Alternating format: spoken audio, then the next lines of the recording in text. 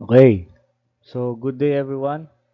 Ito na yung air conditioning calculations part 1. So, in this topic, we will focus on the fundamental calculations of air conditioning with regards to the psychrometric chart. Sabi ko nga sa unang nating lecture kanina, yung psychrometric chart is nagagamit natin siya through plotting. If gusto natin ng accurate measurement, pwede naman natin i-solve. So, in this topic, we will focus on the solutions, sample problems, and analyzation on the air conditioning calculations. References, Thermodynamics by Sengel and Bowles, PME Code 2012 edition, ASHRAE Handbook of Refrigeration 2022 edition, Prime and Alcorcon Mechanical Engineering Review Materials. Although same sila ng content, pero I try to manage to get some different informations from both of the review centers. And then the Project Padayon and EDOC Space Review Materials. Mostly that I will show on the following slides is from the Project Padayon and EDOC Space Review Materials. So, mas maganda kasi visualization nung nung materials nila. So, let's start. Air conditioning. Air conditioning, definition, the automatic control of an atmospheric environment either for the human, animal comfort, or for the proper performance of industrial scientific process. So,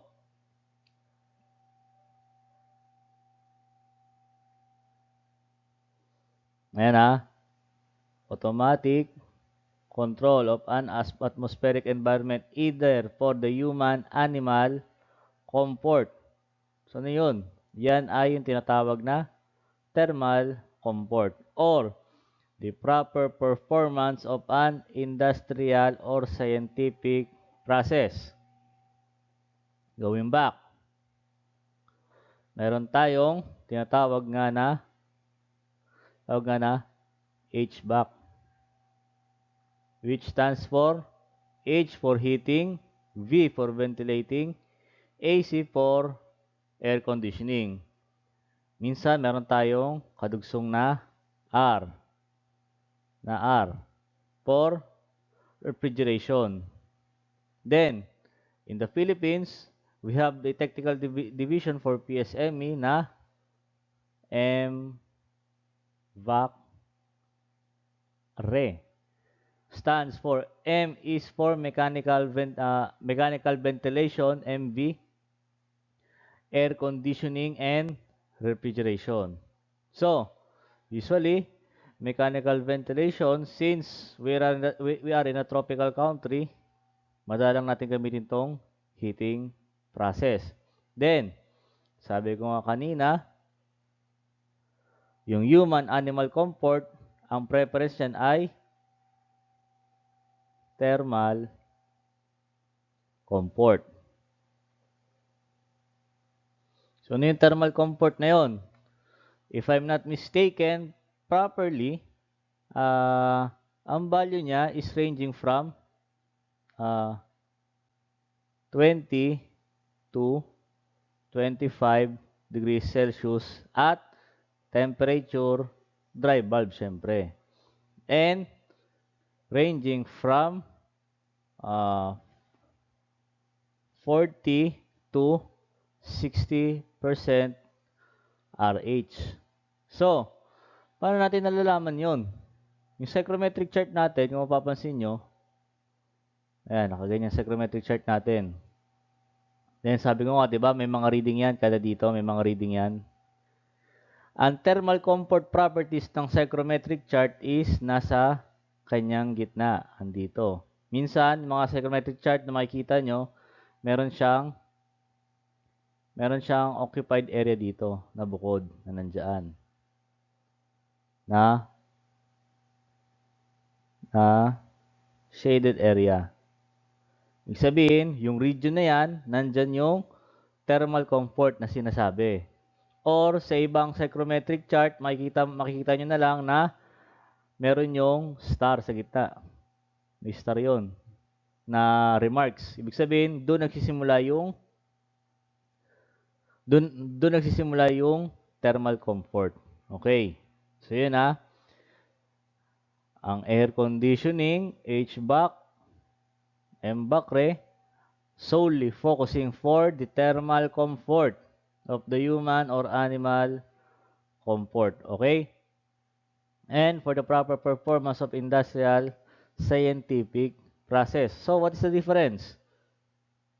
When you are talking about a thermal comfort, you are referring to the HVAC and the mechanical ventilation and air conditioning.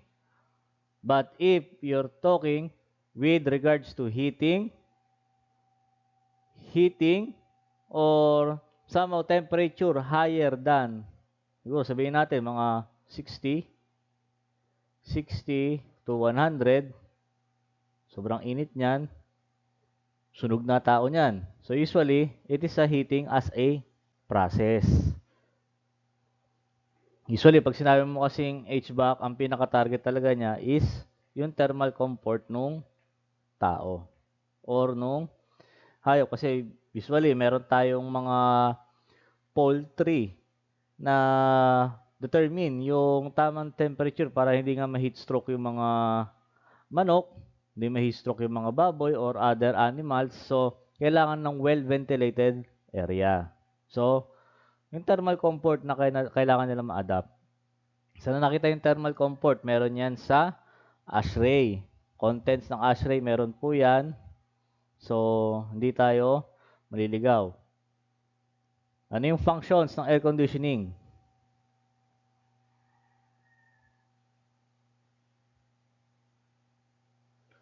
Controls the temperature, humidity, control the purity, and control of air circulation movement. So, pag sinabi nga natin na ito temperature, alam natin. Humidity, alam na rin natin. Yung purity, removal of dust and others, pollens.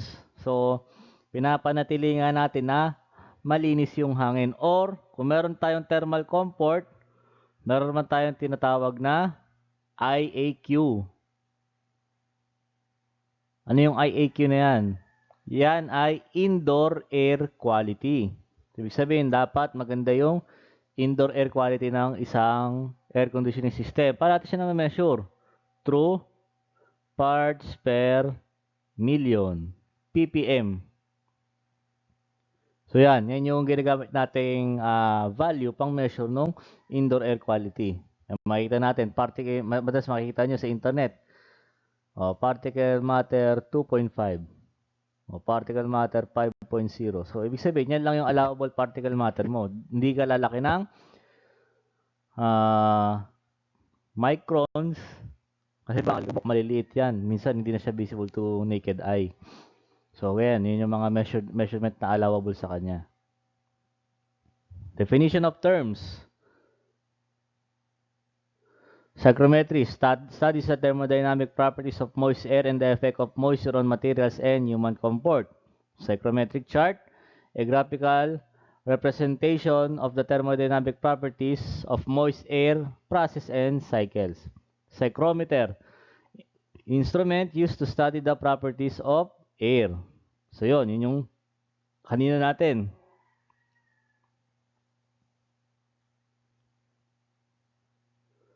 Types of air. So ito, dito tayo sa types of air.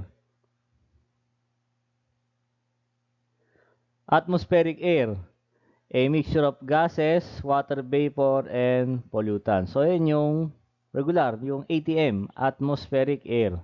Saturated air, air where any decrease in temperature will result in condensation. So yun nga, pagka umakyat nga yung sobrang alinsangan, nag-start tayo magkaroon ng condensation. So, sabi ko kanina, if meron kang condensation, ang relative humidity mo ay umakyat na into 100%. No. RH is equals to 100%.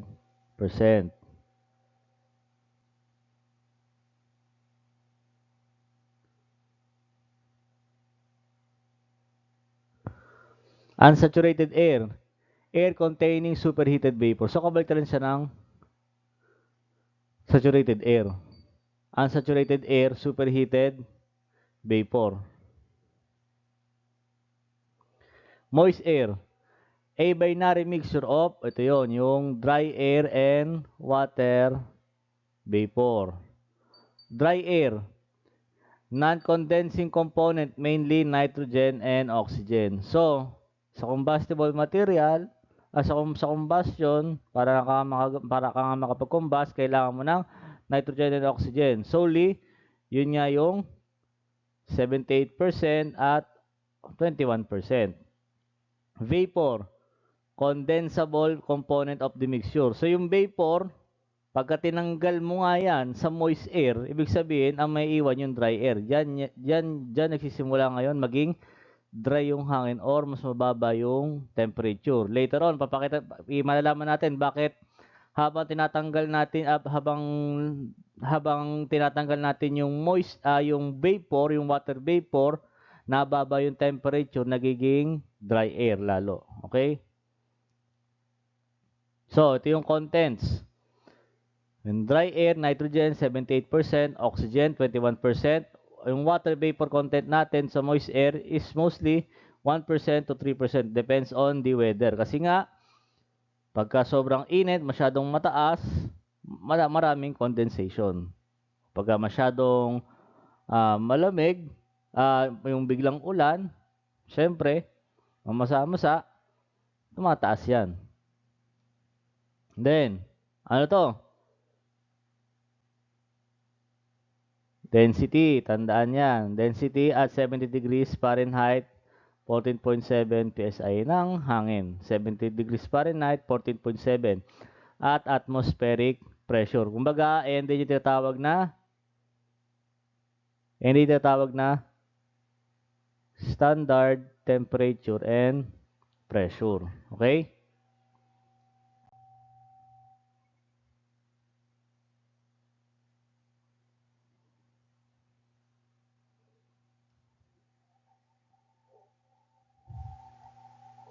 Balik ulit tayo. Air conditioning properties na tayo. Pressure. Ito yung kanina sasabi ko. Yan. Total pressure is equals to partial pressure of dry air or A or dA plus partial pressure of water vapor, PV o PWV. So, ito. Babalik naman ulit tayo dito. Dalton's law of partial pressure. Thermodynamics, 1. Total pressure of atmospheric air is the sum of partial pressures of dry air and water vapor. So, air conditioning calculation, pag sa pressure, lagi tayong total pressure. Ang lagi natin tatandaan ay Dalton's law of partial pressure. Okay. Now, kung kung gusto naman natin na makuha eksakto yung value, hindi tayo gamit ng psychrometric chart, gamitin natin itong approximate formula. Yung approximate formula, kumbaga ito na yung tinatawag na empirical formula. Ang constant ay hindi nagagalaw. Hindi nagagalaw ang constant.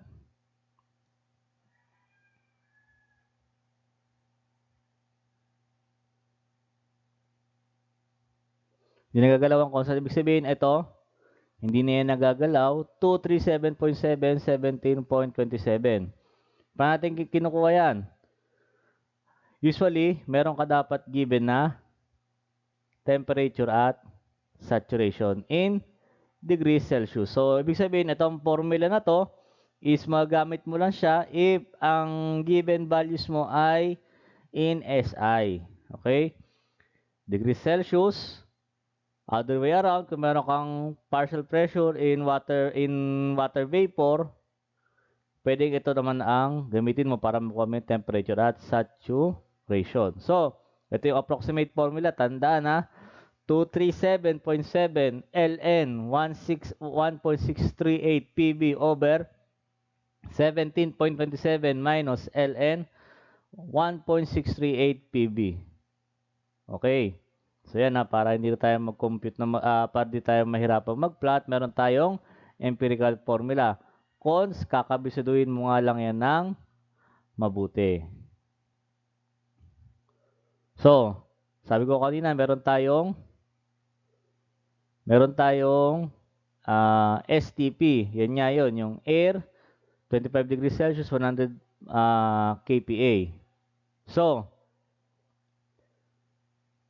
tandaan to if ang partial pressure mo is more than 3.1698 kPa unsaturated air. Pagka equals naman siya or somehow lower than 3.1698 saturated air. Pagka ang PB mo ay 0, walang value, ibig sabihin, sobrang tuyo na yan, yan ay dry air. So, ibig sabihin, wala ka ng water vapor tinanggal mo na. Ibig sabihin, pressure, ano lang yan, partial pressure of dry. Ibig sabihin, dry air na lang as solely yung nandyan sa'yo. Ayan. Tandaan to Moist air. So sabi ko nga, sabi nga natin kanina sa definition of terms, ang moist air consists ng dry air at yung water vapor. Yan, familiar. PBMRT. Enthalpy internal energy. Partial pressure. Total pressure is equals to partial pressure ng dry air at water vapor. Total volume is equivalent lang ng volume of dry air at volume of water vapor since isa na naman sila ng container na ino-occupy. Okay? Yan, kaya equals yan. Then, syempre, kung equal na rin ng volume, yung mass, pare-parehas na rin yan. Temperature, since nasa isa silang container in a rigid, pare-parehas pa rin yan. Then, kung iba ang properties ng air at dry air at water vapor, magkaiba rin ang enthalpy niya. Okay? Addition yan. Then, if kind of enthalpy, ganun din si internal energy. Okay? Tandaan na kung ano yung magkakaparehas. Volume at yung volume, yung mass, magkaiba pala kasi tinatanggal mo pwede mo matanggal yung portions ng water vapor, pwede mo matanggal ang portions ng dry air. So, ang magkaparehas lang is yung ito, 1 at ito, 2. Since nasa isang container nga sila. Kaya mag-visualize nyo, nasa isang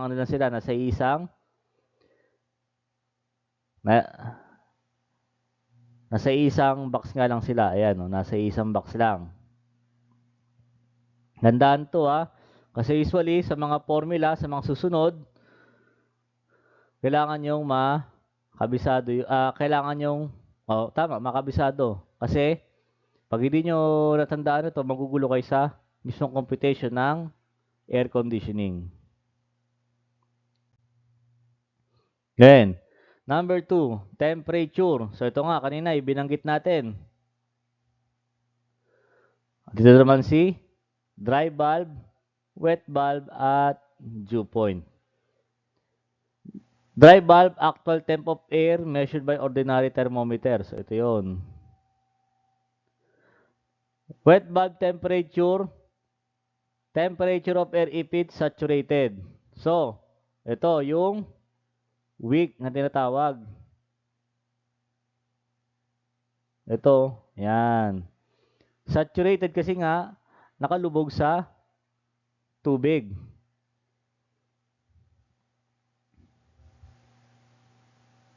Yan, measured by wetted wick thermometer. Temperature of atmospheric air in an adiabatic process. Okay. Then, may bago tayong term. Wet bulb depression. Kino-compute lang yan. Temperature ng wet bulb minus temperature ng dry bulb. Diba? Sabi nga natin kanina, lagi mas mataas si dry bulb sa temperature ng wet bulb. So usually, ang mga sagot niyan, since depression, naka-negative halos. Dew point temperature. Water vapor in air condenses constant pressure cooling. Constant pressure cooling. Ibig sabihin, diba, psychrometric chart nga, psychrometric chart, kung saan nag-meet yung dalawa, kunyari, ito yung, andito yung reading ng TDB dry bulb mo. Temperature dry bulb, 25. Eh, ang RH mo ay 100% relative humidity. Nandito ka. Ibig sabihin, yung wet bulb mo is equivalent na rin dito. And equivalent na rin siya sa temperature at dew point. So yan ha. So ito yung dalawang types ng thermometer na tinatawag. Ito yung regular thermometer, mercury thermometer. Kung gusto natin malaman ng wet bulb, binabalutan natin siya ng bulak. Tinutuhog natin doon sa kanyang bulb, then ilulubog natin sa tubig. Then, ito naman yung sling psychrometer. Ito. Andito, ito yung handle, then ito yung centripetal force. Hawak-hawak natin yan dito sa handle, then i-rotate natin siya in a rotational motion. Yung isa, yan, ito, wet bulb thermometer, wick. Ayan, andyan pa rin yan. Ito na, mga formulas. Take note ha, tandaan. Tandaan ng mga formulas. Specific volume from PBMRT lang naman ito. So ito, R ng air over since ang madalas na kinukuha natin is from partial pressure of water vapor, kaya magiging PT minus partial pressure of dry air usually ang kinukuha natin, kaya kung PT is equals to PA minus PB, magiging PT minus PB yan. Next, humidity ratio. Yung humidity ratio, yun nga yung vertically line. Ratio of mass of water vapor to mass of dry air. Ito yung formula niya. Or, ito, 0.622 PB over PT minus PB. Total pressure minus partial pressure of water vapor. Then, paano nakuha yung 0.622? Molecular weight ng H2O over molecular weight ng air. 18 over 28.97. So, ginagamit lang yung 0.622 pagka ang unit of measurement mo na binigay sa iyo ay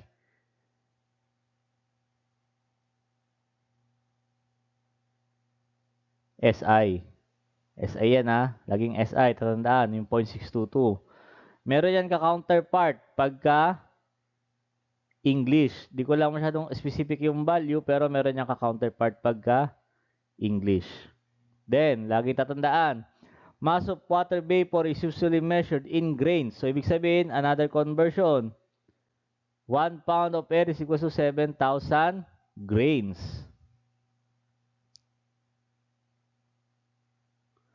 Relative humidity. So, ito nga yung by percentage. Pero, pagka kinumpit natin siya, pressure at water vapor over pressure of saturation. PSAT at dew point temperature, yung partial pressure of water vapor, since water vapor nga siya, so dapat saturated yung kailangan mong value. Then, saturation at dry bulb temperature. Usually, nakukuha to sa table. So, yung, di ba, May TS diagram nga. Meron nga tayong Mollier chart. Kung lang kung nakagamit kayo ng Mollier chart. Usually, meron tayong Mollier chart, meron tayong yung table. Ganun din. Kung meron tayong psychrometric chart, meron din siyang katumbas na thermodynamic properties of table with regards to air. So, ayan, dyan yung kinukuha ko. Madalas, ito ay given sa problem. Itong PSAT, PSAT ng dew point at nung dry bulb. Next, enthalpy. Kung ayaw mo naman i-plot, pwede siyang i-compute. H equals to Cp times temperature of dry bulb plus humidity ratio times enthalpy at ano yung G? Vapor. Enthalpy at vapor. Usually, yung Hg binibigay yan sa problem or ikaw mismo maghahanap sa table niya. Kasi 'di ba, pag sa table, ang madalas nakikita natin doon ay yung Hg, HFG at yung HF. Ito lang kuha natin diyan, Hg. Okay?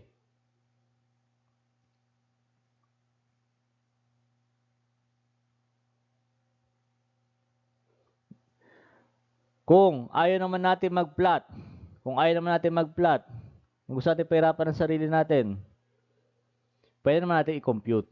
O kung wala kang provided na table, pwede natin i-compute. Ang formula ng HGI, 2,500.9 plus 1.82 dry bulb temperature. Okay? Ang formula na to, approximate formula, ay ginagamit sa SI pa rin. SI pa rin ang gamit natin dyan, SI.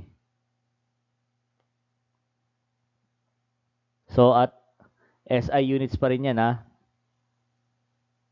SI units pa rin.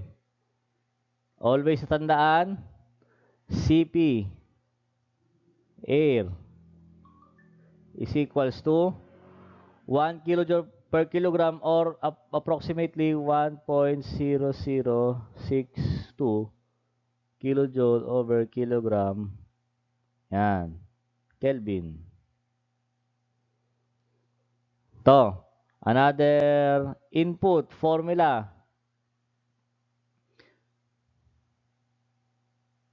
Percent saturation or degree of saturation or percentage humidity. Iba to sa relative humidity. Ito ay percentage humidity. Kumbaga, percent share. So, formula niya, relative humidity times total pressure minus pressure saturation over total pressure minus partial pressure of water vapor. Yan. Ito yung pinaka-formula niya. Tandaan, ha? Tandaan. Wala ito sa psychrometric chart. Di mo siya may pa-plot. Di mo siya may plot itong percent degree saturation. Kino-compute natin siya. Yung H, pinaplot din naman natin yan. Pero kung wala nga tayong given na psychrometric chart at meron tayong given na dry bulb temperature, pwede natin i-compute. Pwede natin i-compute yung Hg, pwede natin i-compute yung H. Ayan, ito yung rules. For saturated air, RH 100%, PB, partial pressure of water vapor is equals to pressure saturation. Temperature dry bulb is equals to temperature at well bulb is equals to temperature at dew point. Pag unsaturated air,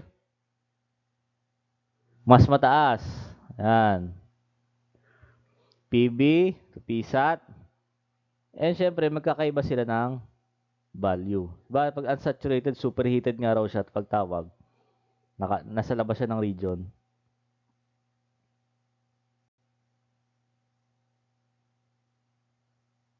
Siyang superheated value. Ito yung kain akong tinuro kanina. Ang nadagdag lang dyan,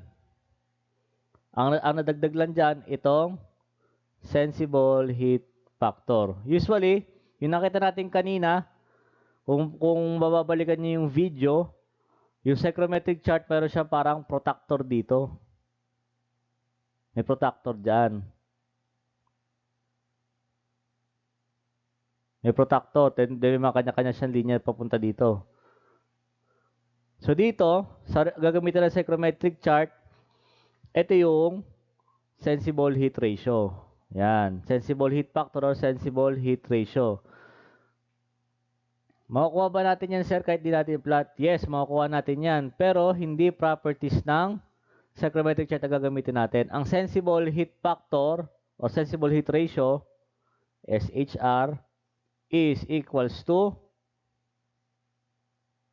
QS over QT. Ano yung QS? Sensible po yan. Sensible heat. Ano yung QT? QS over Q ng total. So, ibig sabihin, kung meron kang sensible, meron kang latent heat. Yan. Or kung ayaw mo namang, i-compute, meron dito given. Pero usually, hindi mo nga siya makukuha. Kasi iba siya sa properties ng psychrometric chart. Since ang Q mo, pagka sensible, MCP delta T. Basic thermodynamics ha, pag QS. Pagka QL, M with latent heat of fusion. Okay, so yan, yung pinagkaiba niyan ha. Then makita nyo yung remarks ko dito. Yan, saturation line, dew point, wet bulb, relative humidity, volume, dry bulb, wet bulb, at yung dew point na pagtatagpuin. Okay. Diba? Pagka nag-lie sa 100% na relative humidity, ito, pare-pare sila ng value na. Yan. Pero pag wala, ibig sabihin, magkakaiba sila. Ayan, saturation line. Naburahin ko lang isa.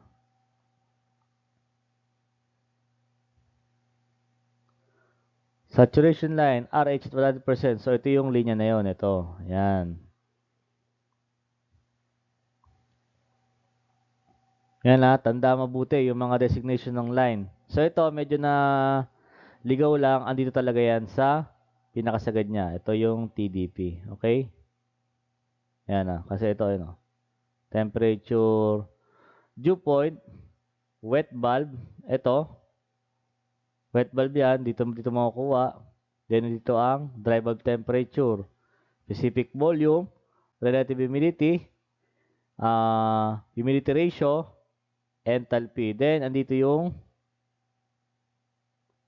yung sensible heat factor or yung sensible heat ratio. So, hinimay-himay ko to sa unang video. Kung hindi pa masyado magets, panoorin yung unang video. Process. So, kung meron tayong chart, meron din tayong process. Listen carefully. So, gawin tayong TS. Yung pinaka-TS diagram natin. Then, hatiin natin. Andito yung F. Andito yung G. In between, nandyan ang FG. Then, sa labas, meron kang superheated region. Sa loob, meron kang subcooled region. Then, yung line na yan, yung line na to, ito yung tinatawag na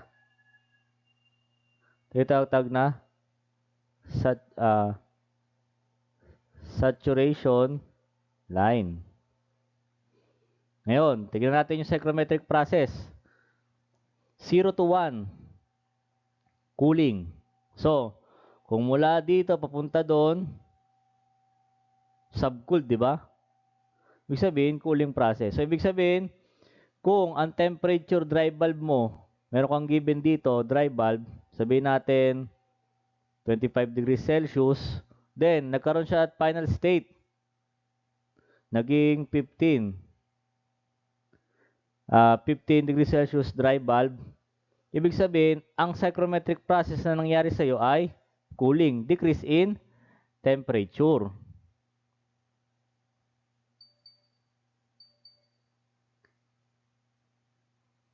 Next. 0 to 2. Heater. So, ibig sabihin, kung meron kang given temperature dito na 25,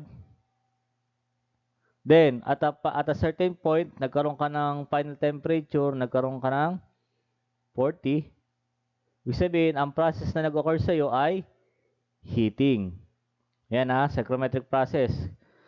Sa left nyo, cooling. Sa right nyo, heating. Kasi, papunta lang naman siya ng superheated line. Okay. Next.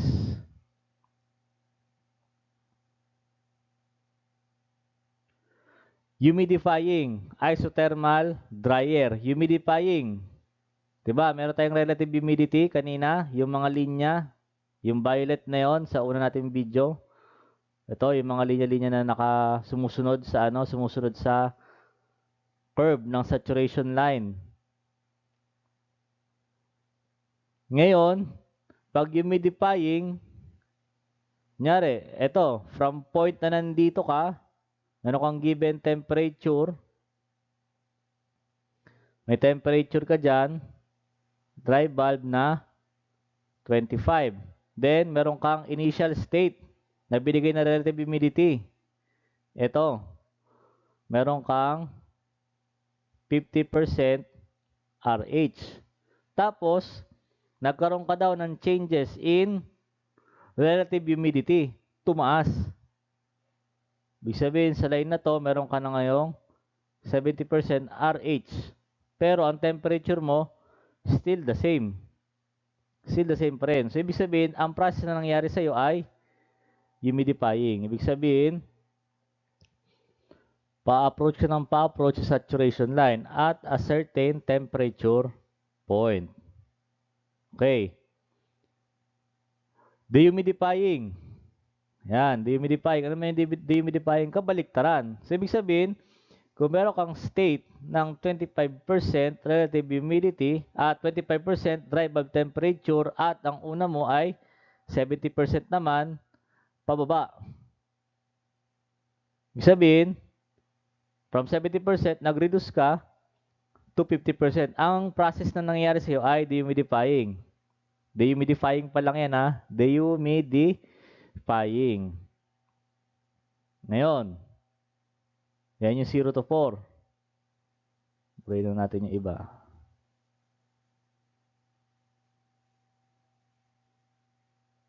Okay. 0 to 5. Cooling and dehumidifying. Aircon. Yan. Yung mga nakasaksak sa kanya-kanyang room, ang process nangyayari sa kanya, psychrometric process ay cooling and dehumidifying. So, magbigay tayo ng properties kanina. Meron akong temperature na ito. Temperature at dry bulb.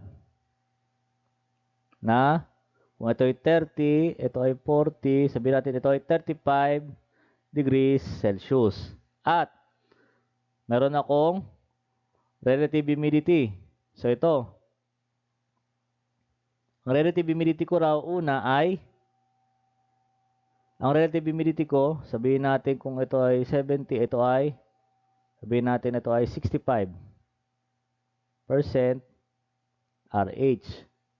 Ngayon, nagkaroon ako ng decrease in temperature at bumaba rin yung relative humidity ko. Ibig sabihin, bumaba yung relative humidity ko, andito na.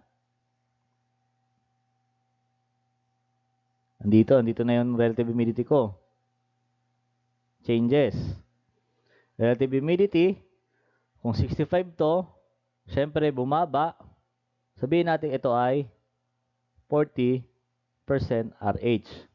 Then, syempre, meron kang isang state ng temperature. Bumaba nga din yung ano mo eh. Meron kang cooling, meron kang dehumidifying. So, meron kang dry bulb temperature dito na, sabihin natin kung 15, ito ay 20 degrees Celsius. So, ano yung state line of process niya?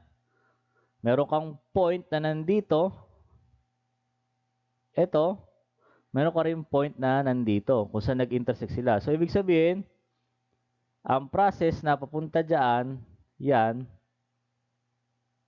ang tawag dyan ay cooling and dehumidifying. Ibig sabihin, pag bumaba si dry bulb mo at bumaba rin si relative humidity mo, ibig sabihin, pa-approach ka ng pa-approach sa dry. Kasi nga, nababawas yung relative humidity mo. At the same time, bumababa din yung temperature mo. Yan. Pagkadalawang properties pinag-uusapan natin, once na bumababa si relative humidity, certain point na baba din si dry bulb temperature. Okay? Tandaan niya na. Ito yung process niya na 0 to 5. 0 to 5, cooling and dehumidifying. Kaya yung linya dito, kung nakita nyo kanina bago ko kulayan ng kulay violet ito, yung 5 ay naka-direkta pababa. So, ganito yung direction niya, yung kulay pula na yan. Okay?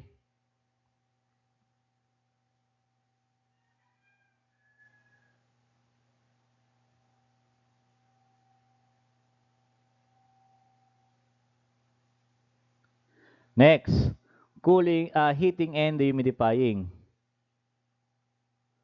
For cooling tower. Nakita ba kayo ng cooling tower? Ang cooling tower, yun yung may malaking parang bahay. Then, meron siyang LEC dito. LEC. Then, merong tubig dito. Tubig. Then, may mga nozzle. Ini-spray niya yung tubig dyan. Then, lalabas na yan ng malamig. Paano? Meron kang input ng hangin dito. Meron kang fan. Meron kang standard temperature at pressure. Ito ay temperature na mataas. So, temperature na mataas, in contact sa mas mababang temperature na standard temperature and pressure, magkakaroon ka ng heat transfer. Lalabas dito yung ibang moist properties, then bababa yung temperature mo. Later on, madidiscuss natin yung cooling tower na yan. But, since nagbalik-balik nga tayo sa aircon natin, inuna naman natin yung refrigeration, more so ever, ma-explore natin yan sa MLab 3. Pinakal ko lang yung process. Then, paano na yung sa ano niya? Sa heating and dehumidifying. 6. So, ibig sabihin, meron akong relative humidity. Sabihin natin, andito uli. Dito yung relative humidity ko na 50% RH. At a certain point, meron akong temperature na natin 28 degrees Celsius temperature dry bulb. Ngayon, umakyat yung temperature ko. Umakyat. Ito. Umakyat yung temperature ko, umakyat. Nagkaroon ako ng 43 degrees Celsius dry bulb temperature. Tumaas din yung relative humidity ko. Andito na. Ito na yung relative humidity ko. So, sabihin natin kung ito ay 50, gawin natin itong 80% RH. Okay? So, paano yung direction ng linya naman? Heating, paakyat. Dehumidifying, paangat din. So, ibig sabihin, from point na nandito at yung point na nandito, paakyat, papunta dun. Yan, papunta dyan. Ibig sabihin, from point 1 to point 2, ang process na nangyari sa akin ay heating and dehumidifying. So, yan, dalawang properties yan. Pa-plot mo, identify anong property na nangyari sa'yo. Yan ay heating and dehumidifying.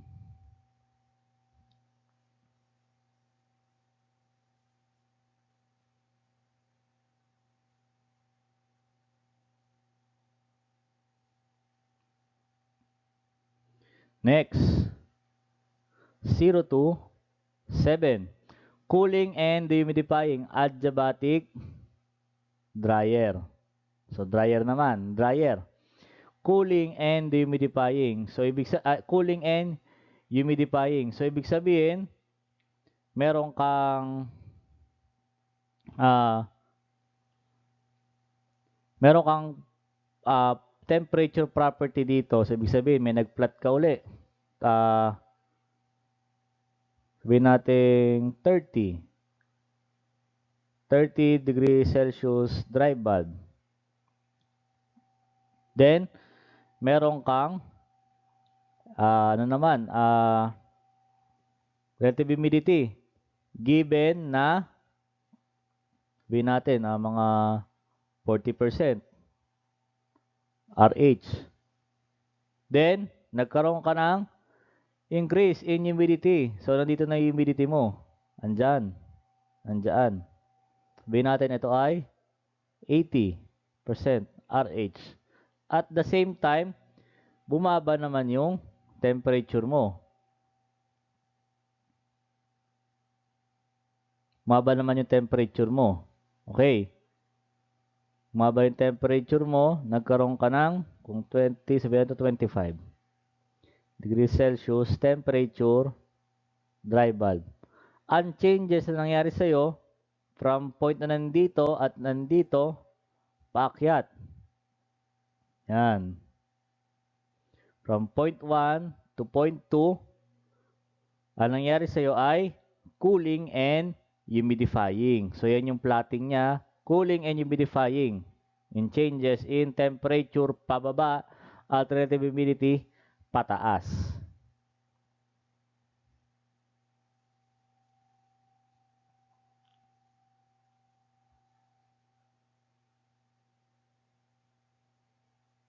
Last,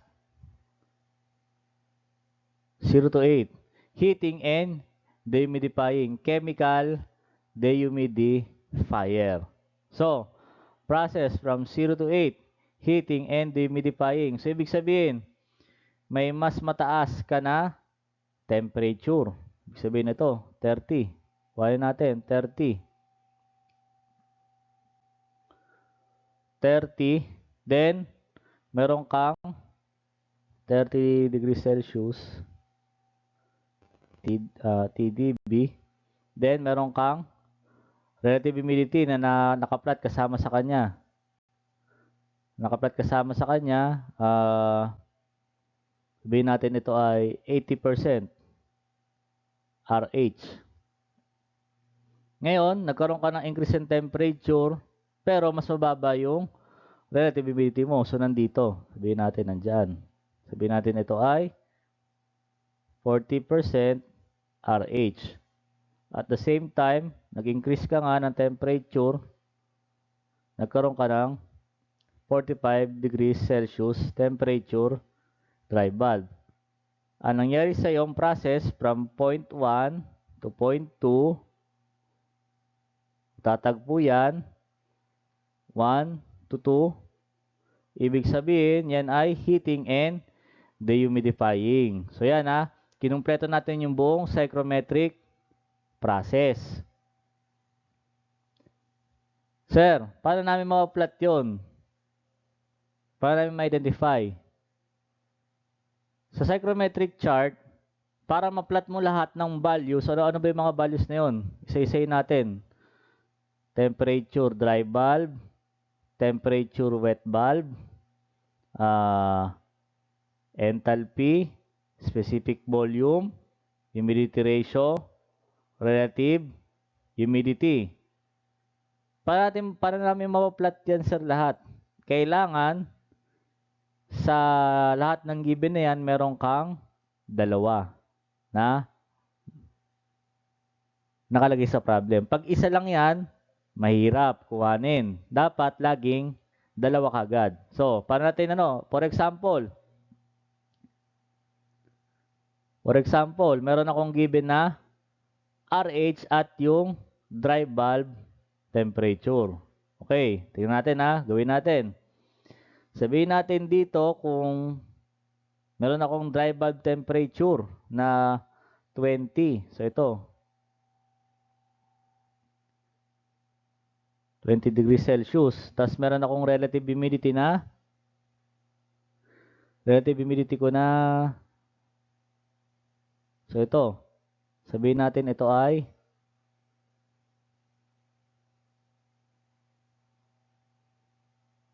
itong line na to, ito. Itong line na to ay sabihin natin yung 50% RH. Ayakat ko yan. Pagtagpuin ko dun sa linya ng relative humidity, yan. Meron akong intersecting point. Ayan. Pag dinala ko siya dito, pag ito, dinala ko dito, ano makukuha ko dapat? Meron akong humidity ratio. Pag ito, inakyat ko pataas,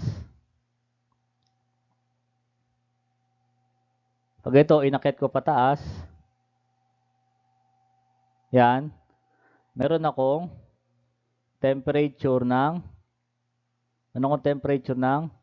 wet bulb. Check.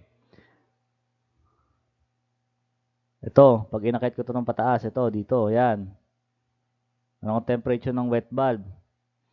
Ngayon, pag inakyat ko pa siya pataas, dito, ito, pag in-extend ko yan, papunta dito, ibig sabihin, meron na akong enthalpy kagad. Kasi itong linya na to, yan, yung linya na yan, yung mga values na nandyan, ito, at ayan, yan ay enthalpy. Okay? Tapos, ano pa makukuha natin?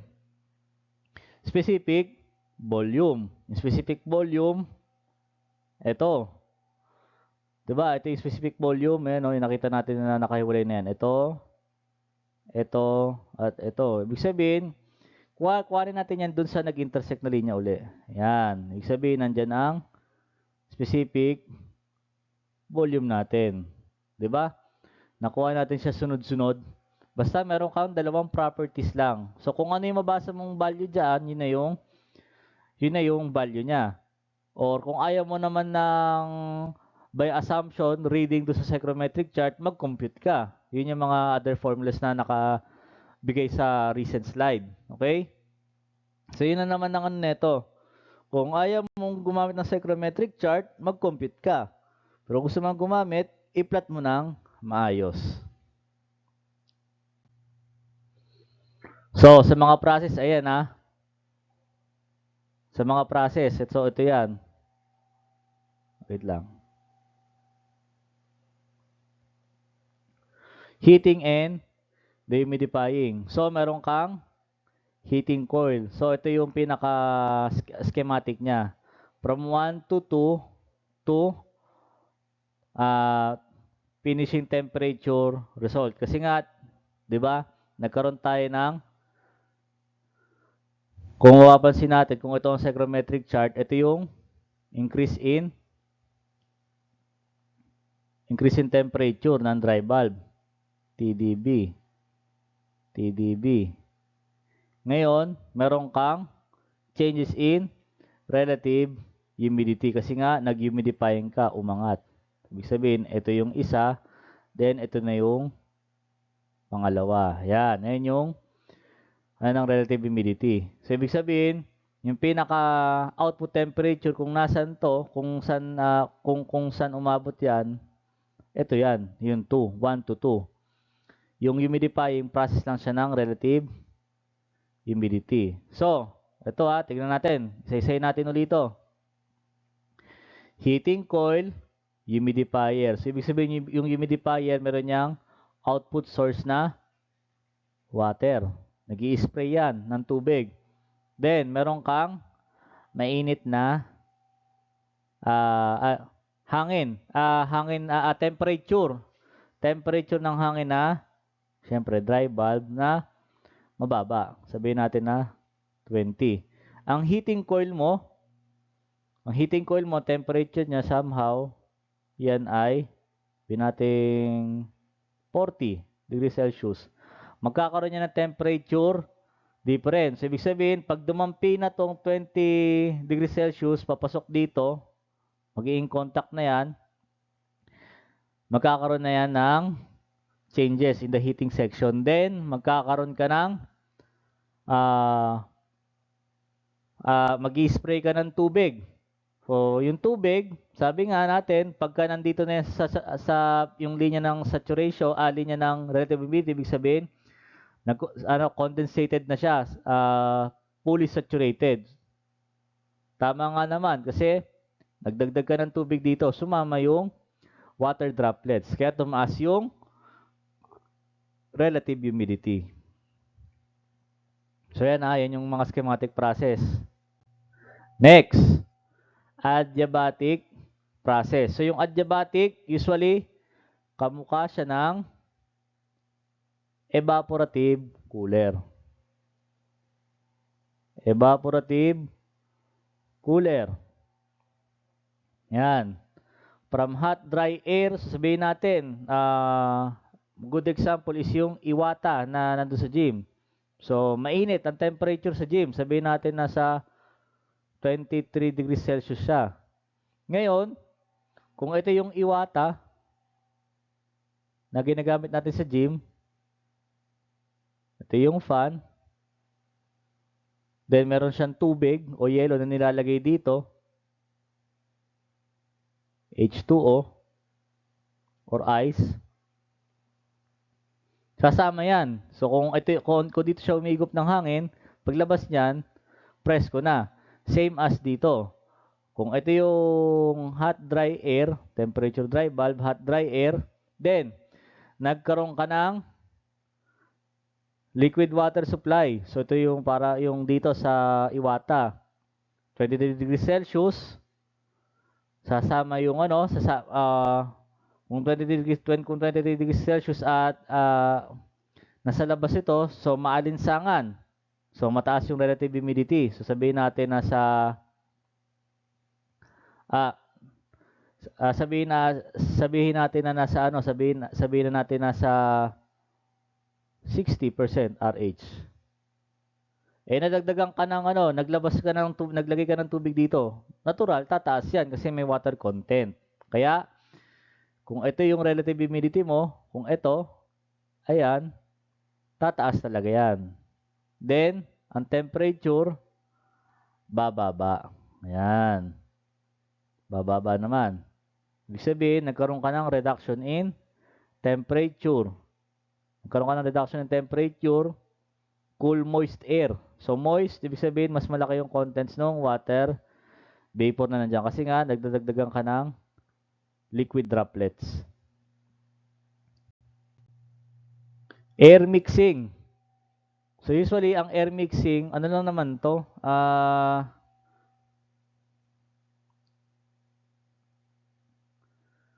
Usually, ano lang naman to? Ano lang to? Mixing lang siya ng from one point, sabihin natin point 1. Meron kang temperature dry valve, humidity ratio, enthalpy. Meron ka din separate dito. Then meron kang result. Sa air conditioning, usually, ito yung supply. Mali. Ito yung outside requirement. Outside. Then, andito yung return. Then, sa 3, andyan yung supply. Later on, mali-discuss natin yan. Yung buong ng air conditioning process. So, bakit importante ang air mixing? Kasi, sabihin natin ang supply natin, malamig na. So, para hindi mahirapan yung machine natin na nandito, in between, so sabihin natin, visualize natin, may machine yan na nagpapalamig. From outside temperature, STP. Paglabas nito, so somehow, nasa 18 na. Sabihin natin, meron kang AHU dito. O aircon, 18.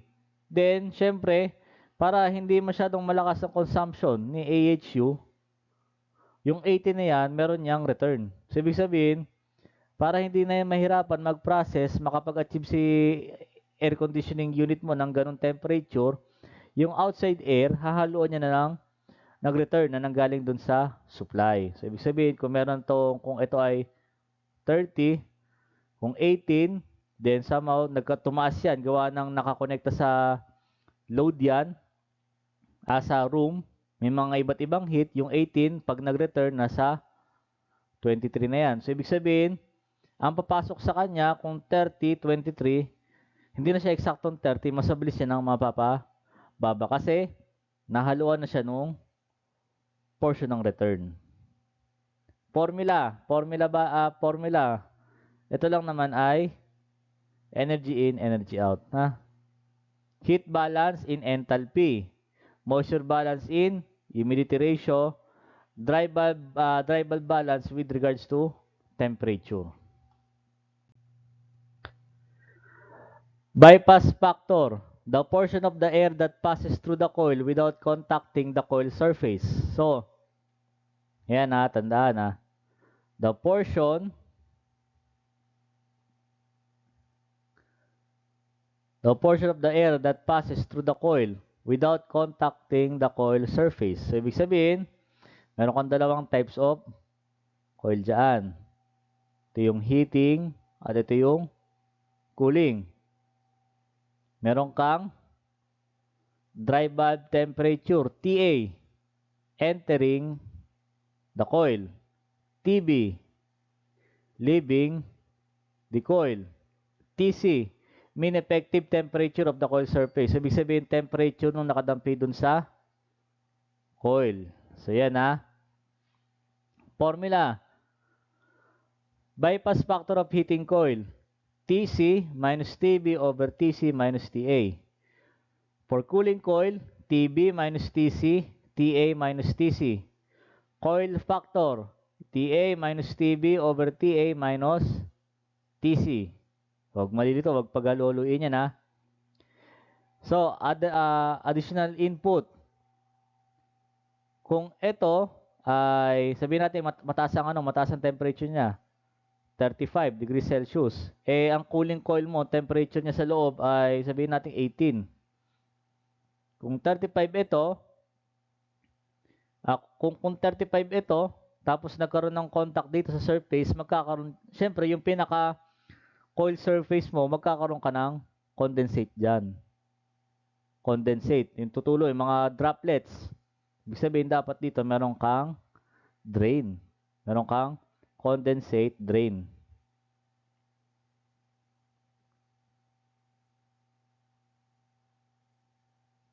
Condensate drain. So yan na, yun naman pagka-cooling coil. Kasi syempre, kung dito ka naman sa heating coil, kung 35 na to, at may heating coil ka pa, panigurado, mas lalong iinit yan. Pero kung cooling coil yan, in contact, malamig, mainit, yung surface ng cooling coil mo, magkakaroon ka ng parang mga dew dyan, mga liquid droplets. So ito yung discussion natin ng air conditioning calculations part 1. So, in the next presentation, we will proceed on air conditioning calculations, solving problems. Don't worry, ito naman ay formula substitution lahat halos. If maunawaan yung maayos kung paano siya gamitin.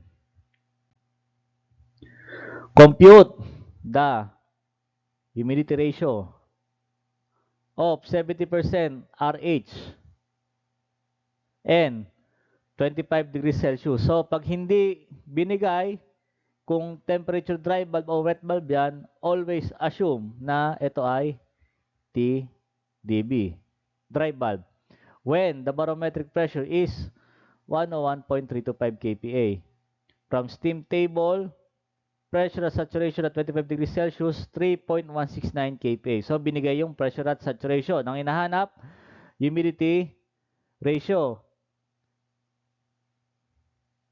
Humidity ratio ang formula. Ang hinanap natin. So, ano bang formula ng humidity ratio natin kanina? Meron tayong W is equals to 0.622 PB over total pressure minus PB. Wala tayong PB. Wala tayong PB. Paano yun? Meron tayong total pressure. Yun yung barometric. So, meron tayong barometric. So, kailangan mo natin hanapin yung PB. Yung PB, meron tayong RH. So, meron tayong RH na formula, PB is equals over to P ng saturation. Ibig sabihin, meron tayong pressure ng saturation, meron tayong relative humidity, makuha natin yung PB. Plugging in. So, yan. Plugging in, makukuha natin yung PB. Substitute. Makuha natin yung sagot na 0.0139 kg of water vapor of kilogram of dry air. Or, pagka sinulat nyo, kg water vapor over kg dry air.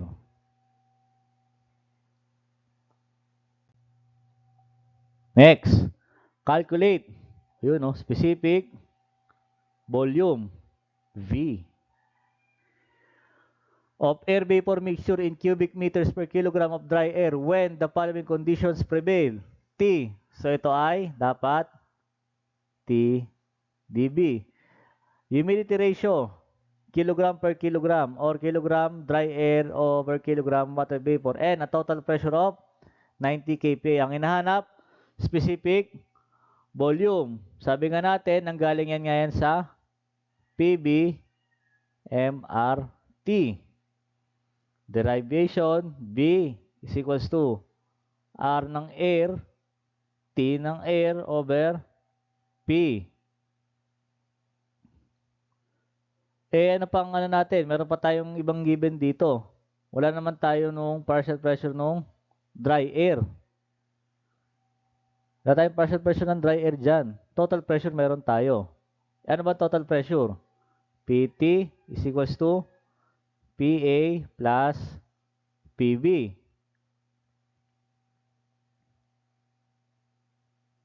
Meron tayong humidity ratio kanina. Ito. Humidity ratio. Ano yung form ng humidity ratio natin? W is equals to 0.622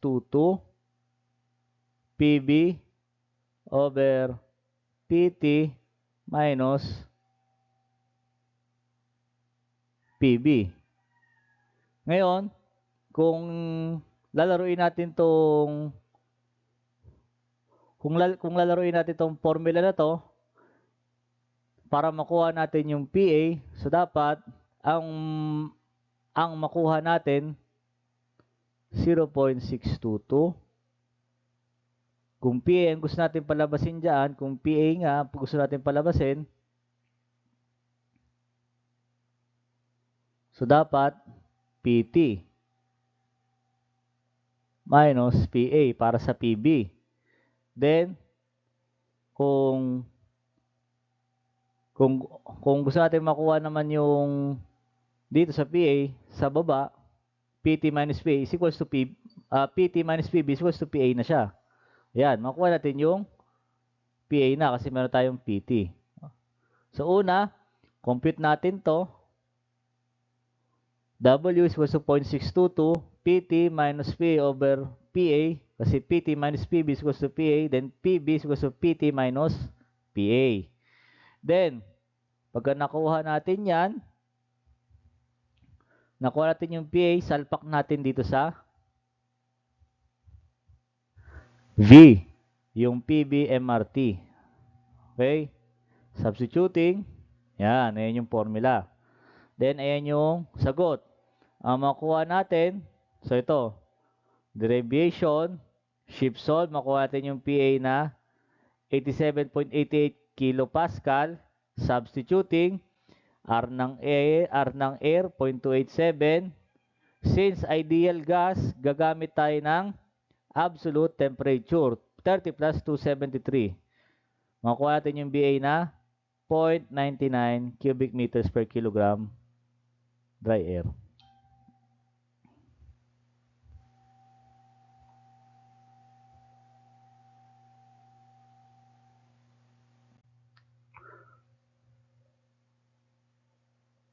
A 4 by 4 by 4 meter. So, pagka ganyan, length, width, at height, makuha natin yung volume.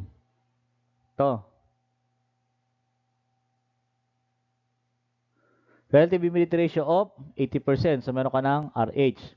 The pressure in the room is 120 kPa at 35 degrees Celsius. So, ito ay dapat, alam mo na dapat yan, TDB yan. May pressure at saturation, 5.628. What is the mass of vapor? Ang hinahanap ay mass ng water vapor. Use R of vapor, kilonewton meter over kilogram Kelvin. Kilonewton meter or kilojoule. Yan. So, para maano natin, i-indicate natin yung mga given. Yan, indicate natin yung mga given mabuti. Ang hinarap natin, MV. Mass. Mass yan. Mass ang hinarap natin. Mass ng water vapor. Paano ba natin makuha ang mass? True, PBMRT lang din. PBMRT.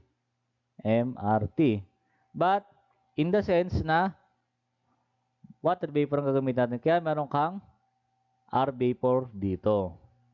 Ibig sabihin, dapat mass ng water vapor is equals to PV volume over RB TB. Yan. Meron ba tayong PV dyan? Wala. Meron tayong PT, meron tayong PSAT. So, meron tayong RH. Kuhaan natin yung PV by using RH. PV over PSAT. So, kuhanin natin to. Una,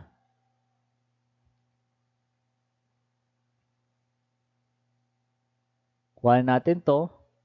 PV, then substitute. Papunta dito. Para makuha natin yung MV. Kasi meron na tayo neto. Meron tayo nyan. Meron din tayo neto.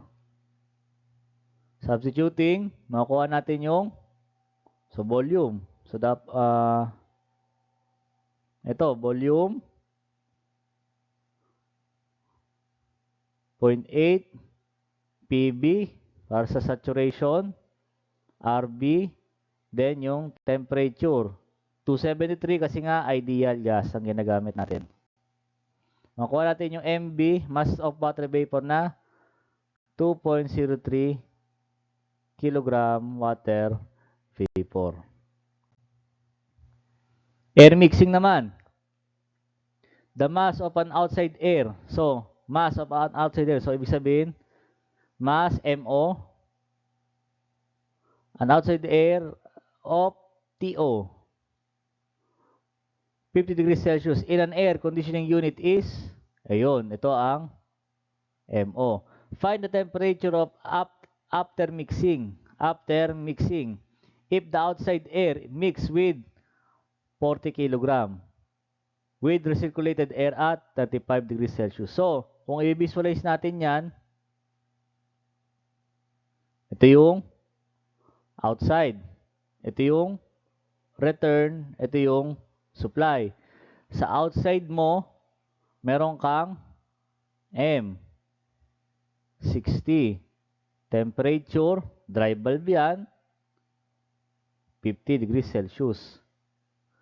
Sa return, may humalo daw na 40 kilogram. Recirculated air temperature mo ay 35 degrees Celsius. Ito yung after mixing na tinatawag. Ano daw yan? So, by getting it, meron tayong temperature balance. Kanina, temperature balance and yung mass balance. Using these two, makuha natin yung tamang sagot. Yan. Temperature after. So, wala tayong mass ng supply. Pero sa mass balance, ang mass ng supply MR plus MO. So, MSTS equals to MRTR plus MOTO. MS mo ay MR plus MO. TS ang hinahanap. Shift solve, makuha natin na 44 degrees Celsius ang tamang sagot. Another problem of air mixing. In an air conditioning system, if recirculated air, ayan, is 3 times the outside air. So, ang recirculated air, pagka ganyan, recirculated air, hindi specific kung ano ba yung tinutukoy, if mass, if temperature, if enthalpy. Usually, pagka air, yung bigat ng hangin na dinadala niya. So, ibig sabihin, ito ay, kung ang MR daw, mass ng recirculated air is equals to 3 times ng mass ng outside air. And the mass of supply, yun, no? Mass of supply is equals to 20 kilograms per second. What is the mass of outside air? Meron tayong mass balance kanina. MS is equals to MR plus MO. But yung MR mo ay 3 ng MO plus MO. Substituting, makuha natin yung sagot na 5 kilograms per seconds. Ayan, makuha natin yan. 10 pounds of air at a dry bulb temperature. Ayan. So, isa-isay natin.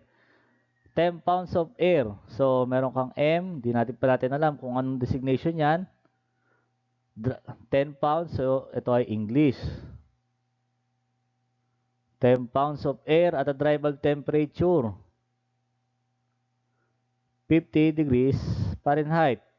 The specific humidity. Specific humidity, ibig sabihin, W. Ito na. 40 grains per pound dry air are mixed. So, mixing problem pala to. Mixing problem. 25 pound of air having a temperature of 85 degrees Fahrenheit with a specific humidity of 90 grains per pound dry air. So, ibig sabihin, ang given na yan is nandito. Ito yung isa, ito yung pangalawa. Ang hinahanap, enthalpy of mixture. Enthalpy of mixture. So, ibig sabihin, meron kang M, meron kang M, meron kang T, meron kang W. Same as dito. Ang hinahanap dito, enthalpy of mixture. So, mass balancing, M1, H1 plus M2, H2. Since MS equals to MO, kumbaga ito lang yung MO plus MR kasi nga ito ay MS. Ito yung sa enthalpy. So, by enthalpy balance ito, ang formula na to. Ang H ay formula, CPT plus WHG. So, ilagay niyan dyan ngayon, M1 CPT1 plus W1 HG. So, ito yung outside, ito yung return, then ito yung supply. Given numerical data. So, plug in. Plug in na ng plug in. Mass, temperature, dry bulb. Ganun din. So, ang kailangan mong mahanap ay yung temperature ng dry bulb after mixing. So, ito yung temperature dry bulb at supply. 75 degrees Fahrenheit. Next, humidity ratio balance. Substituting, meron ka na ito M1, meron kang W1, meron kang M2, meron kang W2. Meron ka na itong dalawa, ang wala ka na ito. Substituting, shift solve, makuha natin yung 75.71 grains per pound. Next, enthalpy naman. Enthalpy of saturated vapor binigay ang Hg at 75. 2544.53 kilojoule per kilogram or 193.95 BTU per pound. Or, pwede mo rin gamitin yung Hg is equals to 25,000.9. Yung formula na mahaba na yon na ang ginagamit ay temperature drive valve only. Pero dito, given ka naman ng state mula sa table, yun ang gamitin mo. Final mixture enthalpy. So, yung kanina nga ating formula kanina doon, by substituting, kuha natin lahat, HT, M, CP, T, plus W, HG. So, yan ha. Plus W, bakit may ganito? Ano yung 7,000 na yan? Conversion po yan. Yan yung grains to pound. Kasi di naman tayo pwede magsagot ng naka-BTU per grain. 0.24. Sabi nga, pag SI, ito ay 1.0062 kilojoule per kilogram Kelvin. Pag English, yan ay 0.24 BTU pound Fahrenheit. So, this ends the discussion for part 1 air conditioning calculation. If may tanong, mag-message lang sa akin. I would be gladly to help you understand this topic. So, I hope you get it. Study well and good day everyone.